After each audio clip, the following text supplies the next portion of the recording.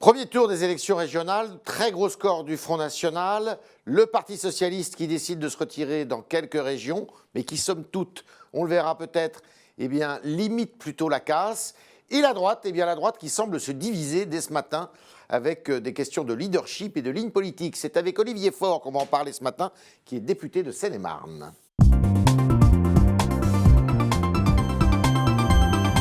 Et porte-parole du Parti Socialiste. Olivier Faure, bonjour, bienvenue. Bonjour les frères. Alors, le vote d'hier, Marine Le Pen dit c'est la revanche du peuple sur les élites.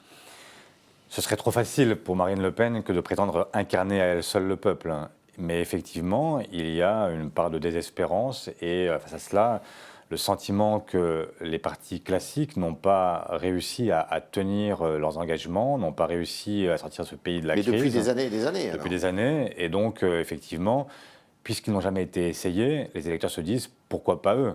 Mais de là à penser que le Front National détient les solutions qui permettraient d'éviter le passage par des réformes structurelles, il y a beaucoup encore à franchir. Donc là, on paye, enfin la France paye des années et des années de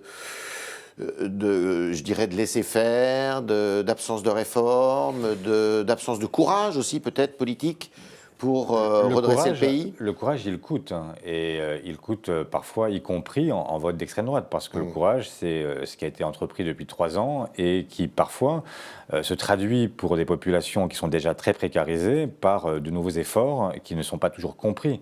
Et la difficulté du monde politique aujourd'hui, c'est que les réponses que nous apportons, sont des réponses qui sont souvent des réponses de moyen à long terme, alors qu'il y a une urgence sociale à laquelle nous ne savons pas répondre, et c'est la difficulté. Est-ce que le vote aurait été le même sans la tragédie du vendredi 13 novembre ? Je pense qu'il aurait été sensiblement le même.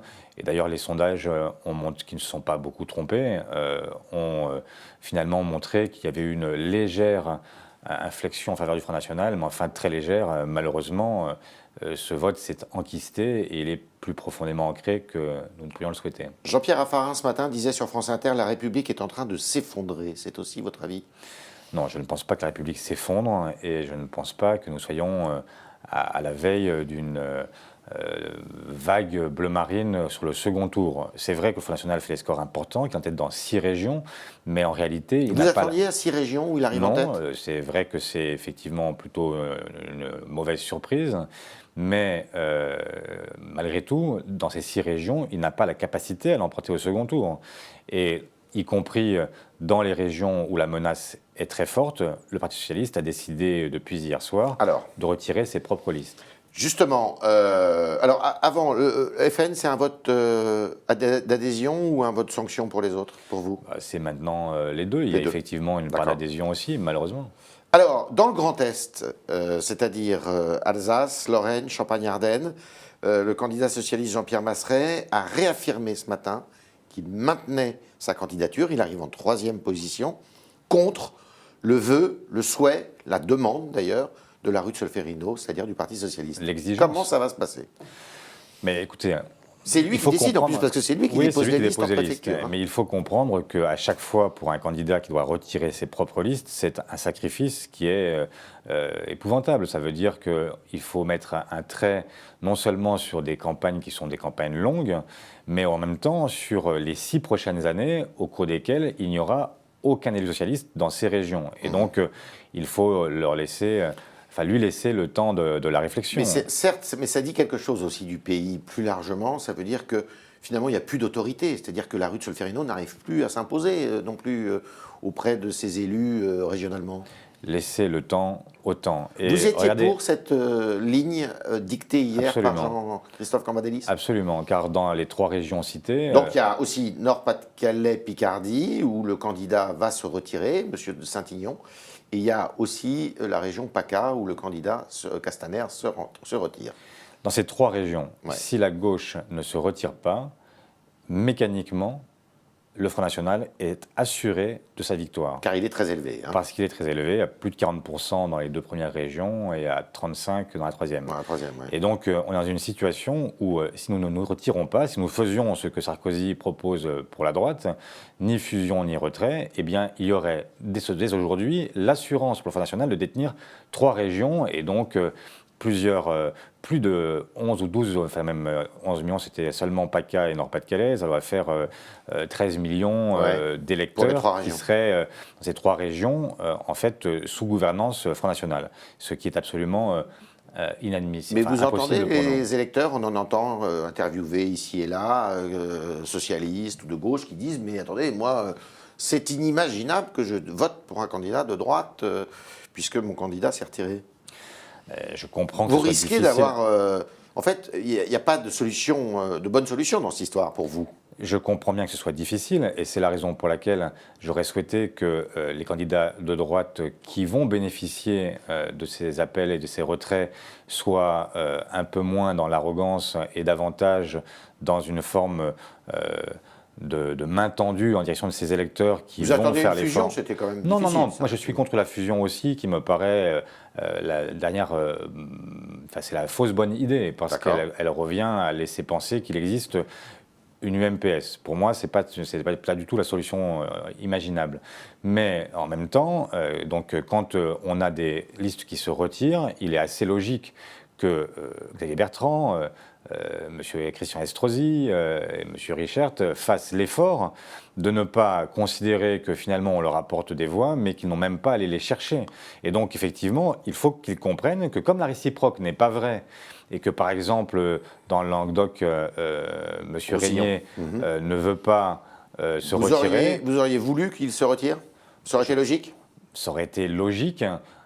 Et c'est ce que demande ce matin Jean-Pierre Raffarin, c'est ce que demande Jean-Christophe Lagarde, c'est ce que demande François Bayrou, parce que si on veut que ce retrait, ce désistement républicain soit efficace, il faut que les électeurs de gauche aient le sentiment que quand la réciproque se produit, eh bien la droite a la même attitude. Et la droite n'a pas cette attitude? Malheureusement. La droite, comme vous la voyez, elle est en crise là?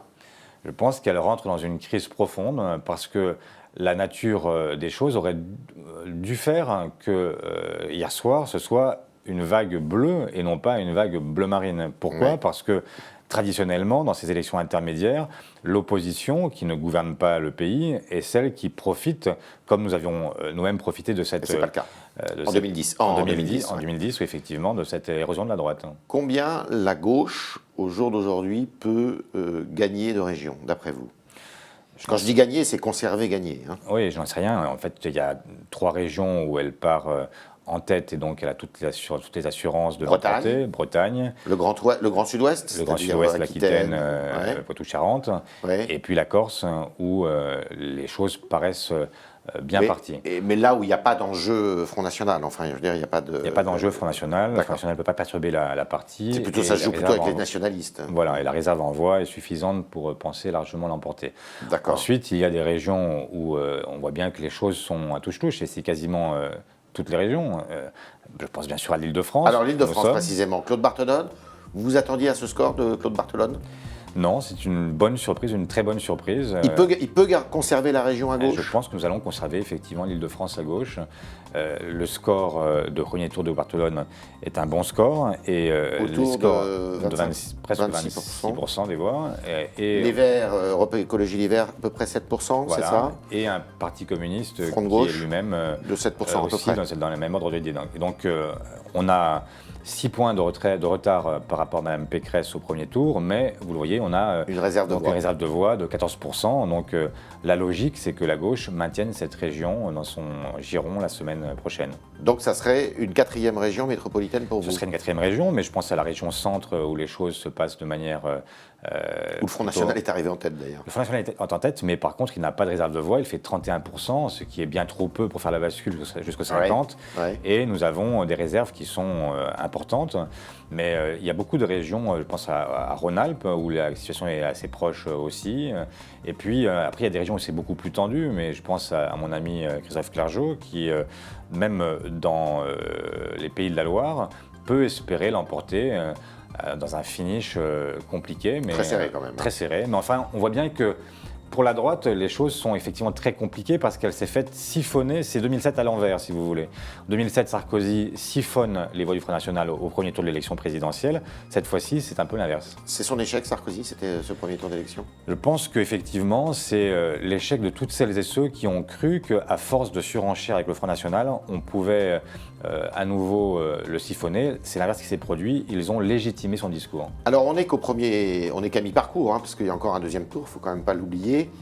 Est-ce que c'est ce résultat, ce scrutin, qui est quand même assez inattendu, parce que même les instituts de sondage n'avaient pas donné 6 têtes de liste du Front National en tête. Est-ce que c'est propre à remettre en question, à rebattre les cartes pour l'élection présidentielle, et notamment pour le candidat des socialistes? Écoutez, moi, je ne veux pas anticiper et donner le sentiment aux Français que nous sommes en train de jouer la présidentielle dans la régionale. Mais ce qui est certain, c'est qu'il y a des leçons à tirer de ce scrutin. Lesquelles? La première, c'est que la division peut conduire à l'échec et à la disparition du deuxième tour de l'élection présidentielle. Ça, c'est une évidence. Il y a une obligation. Division de la gauche. Division de la gauche, mais division de la droite aussi. La symétrie vaut pour tout le monde.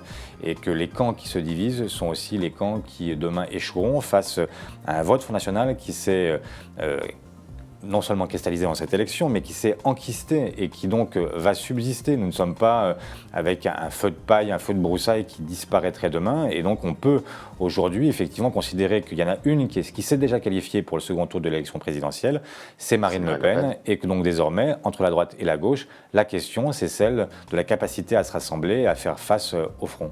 Vous avez été à un moment assez critique vis-à-vis de la politique économique du gouvernement.